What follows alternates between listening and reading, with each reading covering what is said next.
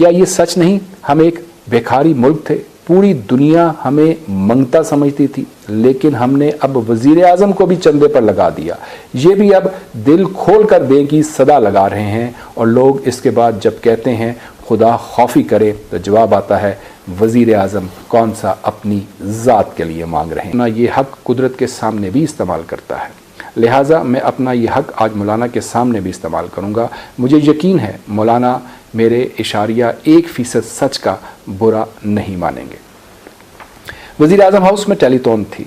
मेरे सहाफ़ी और एंकर दोस्तों ने वज़ीर आज़म के साथ मिलकर चंदा मांगा और अल्हम्दुलिल्लाह पूरी दुनिया से 55 करोड़ रुपए के वादे नाजिल हुए, जबकि टेलीथॉन पर चैनल्स का 1 अरब रुपए का कमर्शियल टाइम खर्च हुआ। हुकूमत अगर इस खवारी के बजाय टेलीविज़न चैनल्स को हुक्म देती कि आप अपने अपने 3 घंटे कमर्शियल को दें, शाम 4 बजे से 7 बजे तक सिर्फ इश्तिहार और पेड कंटेंट चलाएं और इससे जितनी रकम मिले वो आप कोरोना फंड को दे दें, तो यकीन करें 55 करोड़ रुपए से ज़्यादा रकम जमा हो सकती थी। लेकिन हम क्योंकि भीख का आलमी रिकॉर्ड कायम करना चाहते थे, लिहाजा हमने वो कायम कर दिया।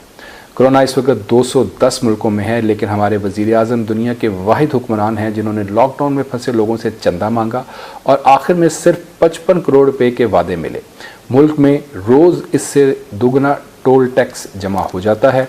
हुकूमत ने आखिर में चंदे में बरकत डालने के लिए मौलाना तारिक जमील को भी टेलीथॉन में झोंक दिया और मौलाना ने दुआ से पहले पूरी कौम को मीडिया समेत झूठा करार दे दिया। मैं मौलाना की ऑब्जर्वेशन की तौहीन नहीं करता। मौलाना जानते हैं कौम में तबलीगी जमात के 1 करोड़ कारकुन भी शामिल हैं। अगर पूरी कौम झूठी है तो फिर ये मुबल्लिग सच्चे कैसे हो सकते हैं। पीछे रह गया मीडिया, तो मैं मीडिया वर्कर की हैसियत से चंद सच सामने रखना चाहता हूँ। मौलाना ख़ुद फैसला कर लें हम लोग कितने झूठे हैं। हमने चीन को $250 मिलियन की इमदाद और $500 मिलियन की ग्रांट पर तैयार कर लिया था। हम वज़ीर आज़म मियाँ नवाज शरीफ को चीन ले गए।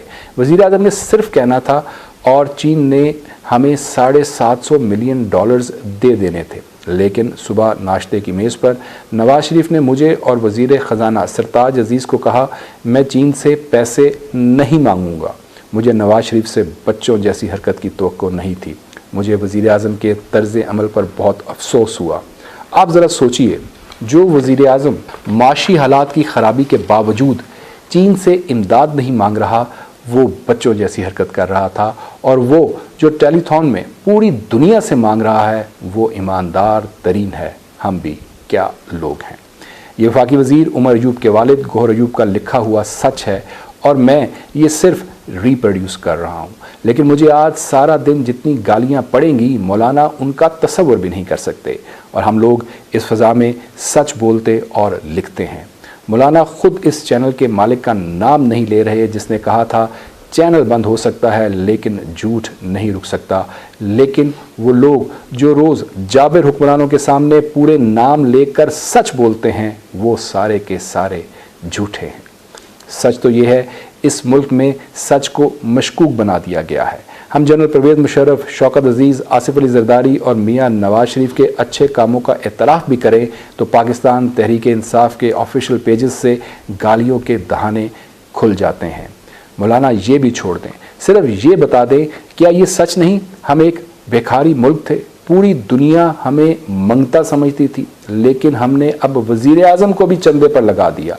ये भी अब दिल खोल कर दें की सदा लगा रहे हैं, और लोग इसके बाद जब कहते हैं खुदा खौफी करे तो जवाब आता है वज़ीर आज़म कौन सा अपनी ज़ात के लिए मांग रहे हैं। हमने मुल्क में अपनी आँखों से बड़े बड़े दिलचस्प वाक़यात देखे हैं, लेकिन ये मंज़र पहली मर्तबा देखा। अब्दुल सत्तार ईदी के साहबजादे फैसल ईदी खुद लोगों से चंदा लेकर चंदे का चेक बनाते हैं और ये चेक वज़ीर आज़म को दे देते हैं और वज़ीर आज़म वो वसूल भी कर लेते हैं। और वज़ीर आज़म ख़ुद डेओस में खड़े होकर कह देते हैं मेरा ये दौरा मेरे दोस्त इमरान चौधरी ने स्पॉन्सर किया था। और ये सच की इस फहरिस्त के वो इशारिया 1% सच हैं जो जबर के इस मौसम में भी मीडिया ने बोले। लेकिन तारीख़ की ईमानदार तरीन हुकूमत क्या करती है।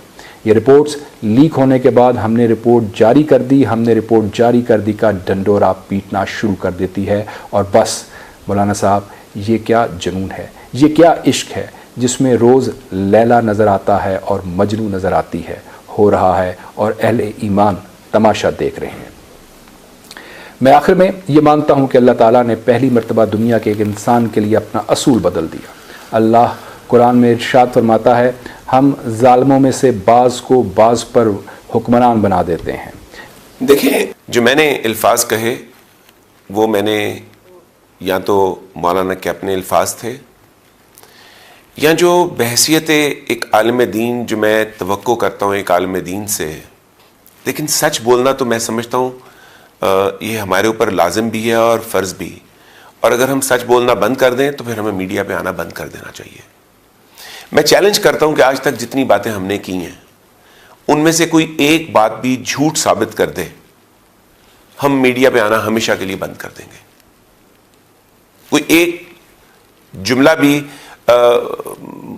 وہ جسے کہتے ہیں نا فی البدی بولتے ہوئے کوئی ورڈ مس ہو جانا، کوئی آپ کہنا چاہ رہے تھے امریکہ، منہ سے نکل گیا آپ کے اٹلی، ایسی غلطیاں تو ہو سکتی ہیں، لیکن جان بوجھ کے ہم نے کوئی جھوٹ بولا ہو کوئی ایک بھی اتنے سالوں میں، تو میں جرنلزم سے ہمیشہ کے لیے کنارہ کشی کر لوں گا اور میڈیا آفیسز اپنے بند کر دوں گا، کیونکہ سچ بولنا آج کا جرم ٹھہر چکا ہے، جیسے عبادت کرنا آج کا جرم ٹھہر چکا ہے۔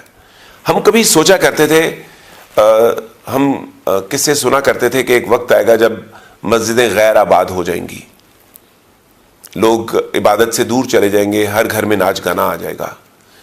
تو ہم کہا کرتے تھے یار یہ قصے کہانیاں ہیں، یہ کیسے ممکن ہے کہ اربوں مسلمان دنیا میں ہے اور مسجدیں غیر آباد ہو جائیں گی، ہر گھر میں ناچ گانا آ جائے گا، یہ کیسے ممکن ہے؟